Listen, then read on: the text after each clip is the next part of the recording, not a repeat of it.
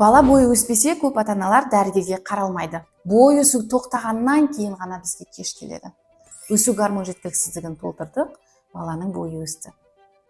Әрбір ата-ана баласының бойын жыл сайын өлшеп отыру керек. Себебі баланың бойы жыл сайын өсіп отыру керек.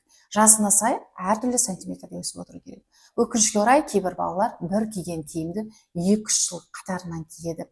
Ата-анасы да бойының өсуіне мән бермейді. Кеш болған кезде бой өсу тоқтағаннан кейін дәрігерге келетін ата-аналар өте көп. Мен Ибрагим Васивара, балалар және ересектердің эндокринолог дәрігерімін. Бүгін сіздерге бала бойының өсуі туралы толығырақ ешкім сізге айтпайтын ақпараттармен бөлісемін. Бала бойы өсуі жатырда анасының ішіне жатқан кезеңнен басталады. Яғни жүктіліктің алғашқы триместрі өте маңызды.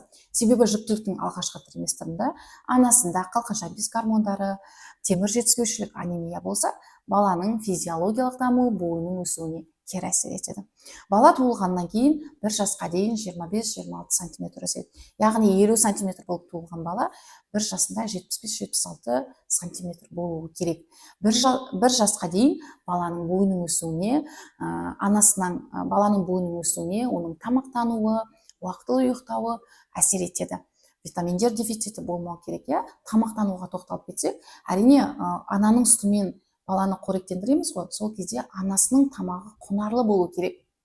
Егер анасының тамағы құнарлы болмаса, анасында витаминдер дефициті болса, әрине ол балаға әсер етеді.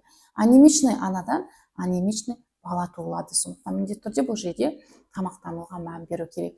6 айдан кейін балаға прикорм бастағанда міндетті түрде ол жерде мучной тағамдар, енді көбіміз печеньеден, тәттіден бастап жатамыз.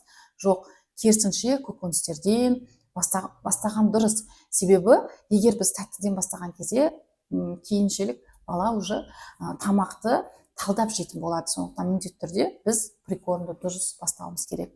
Содан кейін баланың 4 жасқа дейін өсуіне қалқанша без гормондары, витаминдер, ұйқы, тамақтану әсер етеді. 4 жасқа дейін міндетті түрде балаңызды дұрыс тамақтандыруыңыз керек. Өкінішке орай қазір білесіздер, біздің балалардың рационында ұн тағамдары, печенье, фастфуд, чипсы, терешки, газдалған сусындар өте көп. Әрине олар балаға ешқандай қоректік зат емес. Керісінше бұл тағамдар баланың тәбетін төмендетіп, баланың бойының өспеуіне, балада салмақ қоспауына немесе артық салмаққа алып келеді.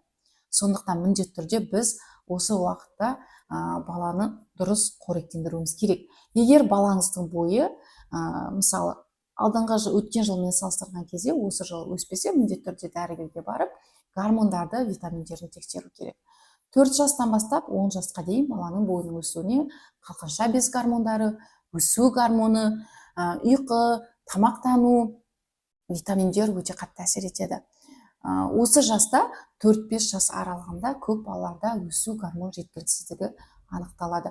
Әрине, өсу гормон жеткіліксіздігін анықтау үшін міндетті түрде эндокринолог дәрігерге бару керек. Керек анализдер, лабораторлық рентген, барлығы тағайындалынады. Соның нәтижесі бойынша өсу гормон жеткіліксіздігі болса, өсу гормон жеткіліксіздігі диагнозы қойылады. Сондықтан міндетті түрде дәрігерге баруды ұмытпау керек.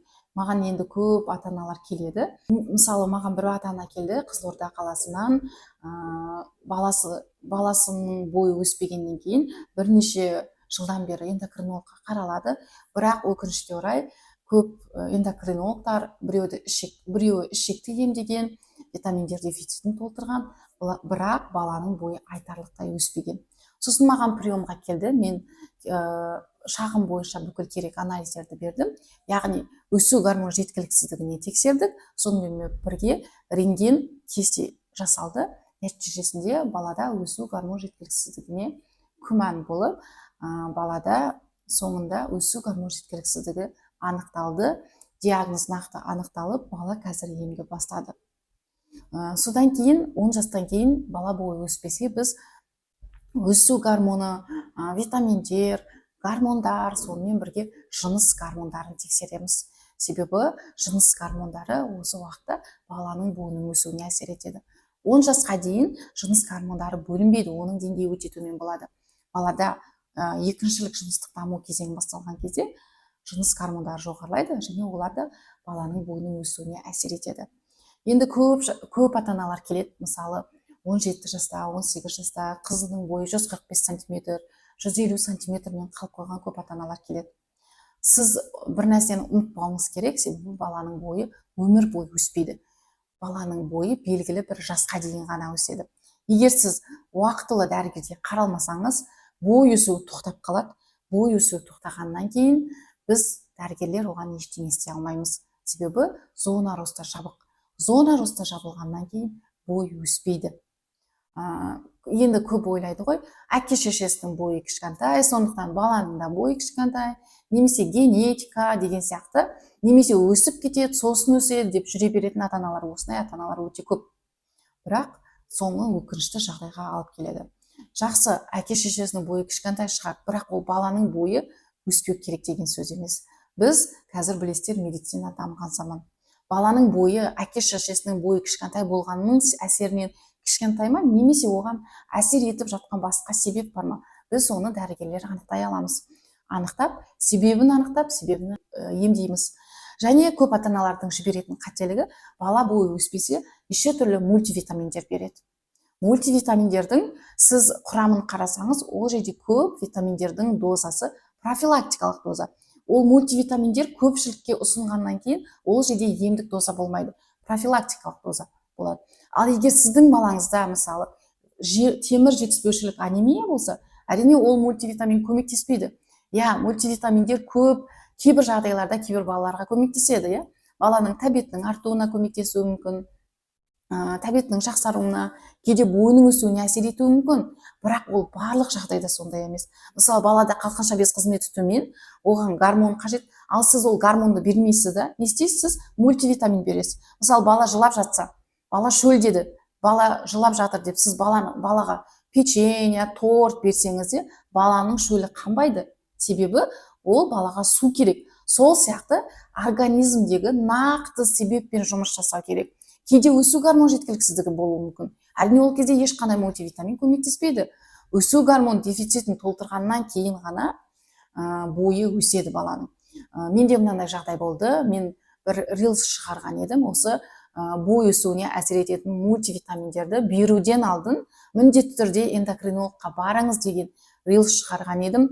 Сол рилсқа бір-екі мультивитаминнің суретін қойып қойған кезде, сол мультивитаминді өндірушілер маған хабарласып, сол рилсті өшіру керектігін айтып, егер өшірмесем сотқа беретінін айтты. Хотя ол жерде ол мультивитамин туралы ешқандай жаман ақпарат болған жоқ. Көрдіңіздер ме? Біз дәрігерлер халыққа шындықты жеткізуге тырысамыз, бірақ әрине осындай жағдайлар арасында болады. Яғни халыққа шындықты айтамын деп мен сотталып кетуі мүмкін еді. Сондықтан міндетті түрде әрбір ата-ана өзі сауатты болу керек.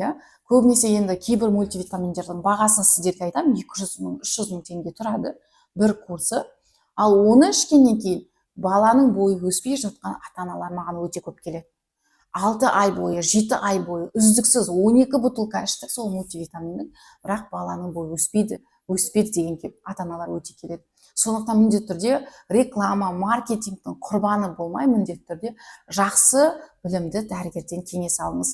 Және көп ата-аналар ойлайды, бойдың өсуіне тек қана гормондар әсер етеді. Мысалы, гормондарға анализ тапсырады, гормондар деңгейі норма деп әрі қарай тексермейді, бірақ баланың бойы өспейді.